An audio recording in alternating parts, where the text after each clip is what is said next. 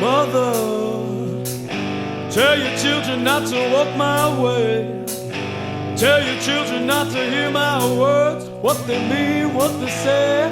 Mother, Mother, can you keep them in the dark for a while? Can you? So I haven't done a TNA video in a while, and I keep getting asked to do TNA videos, so I'm going to talk a little about TNA. And probably piss off a bunch of TNA fans that think I'm trying to bury TNA. Because I think I'm going to title the vid something every TNA fan needs to hear. So, let's do that. Let's talk about some things that every TNA fan needs to hear. Now, I'm going to start off by saying this. I haven't seen Impact in probably a month, maybe more. I didn't watch Slammiversary. I didn't watch what was the last bit? Victory Road. I did watch the Motor City Machine Guns beer money match. That was a great match. But that was all I watched. It was the only thing that after I heard people talking about it, not just my friends, but other people around the internet talking about it, was the only match I really wanted to see. So I checked that out. But if I just going by what people have said, TNA had been putting on good TV shows. As I said, after lockdown, I didn't care. They lost me. I was tired, and I still don't care. So,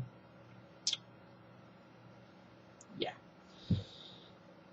But, not only have they been putting on good shows, they came out with this pay-per-view. Now, I think most people would agree that the pay-per-view was okay to good. I wouldn't say it was great. I definitely think the pay-per-view needed to be great. You would have asked me beforehand. You would have asked me directly after. I would have said the pay-per-view needed to be great. Because you've done all this good TV and then you just put on I'm not going to say a mediocre show, but just kind of a good, okay show from what I'm hearing. I'm not saying that's what happened. I'm sure people will disagree, but there you go. So I was like, yeah, maybe, and Paul Heyman maybe being brought in.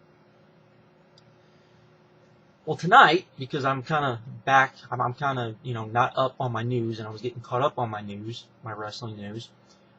I'm sure some of you probably already know this. I heard something that amazed me to a large degree. So, I'm not going to repeat it. You heard Danzig at the start, so the reason why that is there is because this is not a revenue sharing video, because I'm going to play a clip from the Wrestling Observer news site, from Wrestling Observer Radio.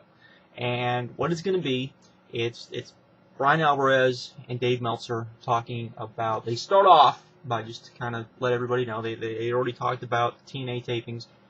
They talked a little bit about the pay-per-view, and they were talking about the fact that Dixie had a meeting with the guys and had basically talked to the guys about tightening up their matches or making their matches less tightening. I can't think. Less sloppy, which, and it's them talking about that and then going into another subject. And it's something I think every TNA fan needs to hear. I'm going to explain why I think that. I'm not trying to hate on TNA by playing this, but it is the truth. There's, if you like what you hear, by the way, there's a link at the bottom, Wrestling Observer Online. Go check it out, subscribe, $10 a month, well worth the money, especially if you like MMA as well. I definitely would recommend. So, there you go. I'm going to let them talk, and then I will be back after it plays. So, there we go. I'll be right back. Upset when I heard that. Dixie Carter, especially when, last night, the best thing on that pay-per-view last night was the wrestling. Some of the wrestling. I mean, you had a great beer money, Motor City Machine Guns. Flair and Lethal was fun. What was the other match? AJ the Pope and the match was good, and then the Pope match with Angle was good. Yeah, and you're upset, Dixie, because of the work rate on the show last night. That was the problem. I don't know. No, the problem was nobody bought the show. That's a problem too, right there. Although I don't know that she knows that yet, because that she knows. Of course she knows that. We all know that. Yes. But Did you Nah, actually, we'll talk about this a little bit later. Let's get into to Raw here. Actually, I guess I'll talk about this right now. Did you get the email? We don't have to talk too much about it if you got it. But regarding streams. Yeah, nobody streamed the show. Yeah.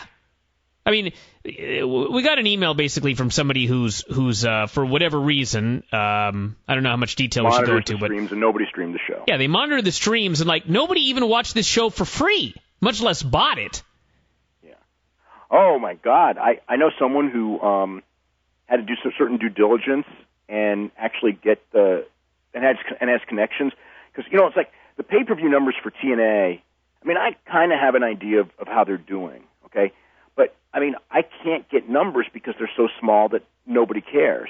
Well, somebody had to get numbers. And the numbers they got were under 10,000 for the last two shows. Well under 10,000 for the last two shows. That's a little distressing that someone's got to do due diligence on this. Yeah. Well, there you go, everybody. Okay. So hopefully you all heard it. Hopefully you listened to the whole thing. And you listen to what they said. Not just about the lack of streams, not just the fact of the lack of people watching the streams, but also the fact that apparently nobody is buying the pay-per-views. To give you an idea of those numbers, of less than 10,000, not just less than 10,000, but well less than 10,000 is what he said. Keep in mind this. You're talking about numbers that are about what Ring of Honor was kind of averaging when they were on pay-per-view. That's sad. And about the numbers that, because Dragon Gate was getting about, I think when they first started before they lost the DirecTV deal, or the Dish Network deal, before they lost the Dish Network deal, I think they were averaging about 5,000 buys a pay-per-view. This is a company that is on national television, that has well over 1 million people watching its product. And that is the best they can do. That's not good. Now, I'm not saying that to bury TNA. I'm not saying that because, maybe TNA is going to die. I don't want to see TNA die. As much as people think I want to see TNA die, I don't want to see that. There's no guarantee Ring of Honor would become number 2. There's no guarantee that there would be a number 2 promotion pop up out of nowhere. I don't want us to be left with just the WWE, and then, WWE kind of pick the scraps of TNA, and we're left with, guys that we want to see wrestle be left in the WWE and not be used or whatever. I don't want to see that. I want to see a strong number 2. TNA is, unfortunately, the best chance we have at that at the moment. It's just that they keep failing miserably. I would hope that any TNA fan that saw this would get so upset with what was said that they would go to Dixie's Twitter and let her know that they need to get their shit together. This can't be going on. This cannot be going on at all. We cannot have one wrestling promotion. That would suck complete ass. We do need competition. And we need competition so WWE will get off its ass and realize that that wrestling has evolved. I'm not talking about the PG, I'm talking about in the ring has evolved past what they're doing in the ring. This, that, and the other. But it's not what we got. We've got, what we got. We got well less than 10,000 buys for the last 2 pay-per-views. That's bad. And I know people will come on and call it bullshit. I know people will come on and say, what's he know?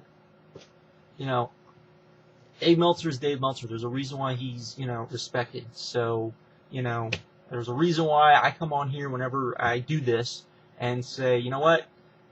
People should subscribe to his site, particularly if you're also an MMA fan, because he's also one of the most, respected guys when it comes to MMA as well. And his newsletter is filled with all sorts of stuff, such as this, because if you're curious as to exactly what the stream stuff was, this is what he put in his newsletter. I'm going to read it to you. To show how little interest there is in pay-per-views when it comes to illegal streams on pay-per-views, they're talking about TNA here.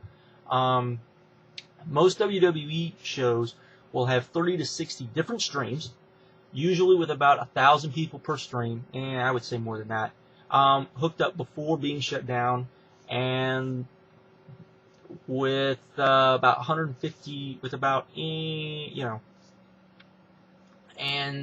you're talking about with TNA, Victory Road only had 5 streams across the major pirating sites and totaled less than 1,500 viewers as compared to about 60,000 or more for an average WWE event, and more than 200,000 for UFC events.